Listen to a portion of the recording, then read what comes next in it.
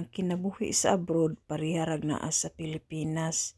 Kung di ka maningkamot, di ka makakaon, di ka makakwarta, di ka makapalit, maunang maningkamot gyud kag maayo kay wala kay kapaingnan, no?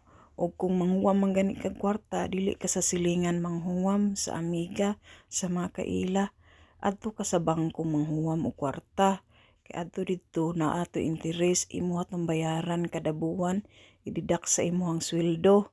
Kung mao na parehas sa Pilipinas nga kung manghuwam tag kwarta, pwede ra sa silingan sa kaila.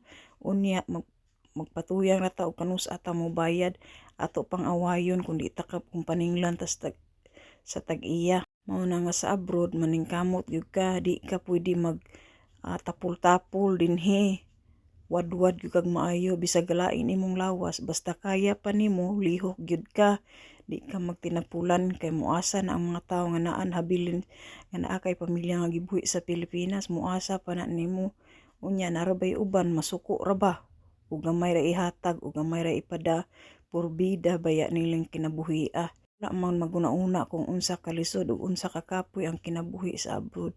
Mao na kamo nga naa mo sa Pilipinas, ayaw mo pag-expect nga ang nasa abroad kwartahan, daghag kwarta, sapian, abi makalaag lang, moingon dayon nga rich, dili baya.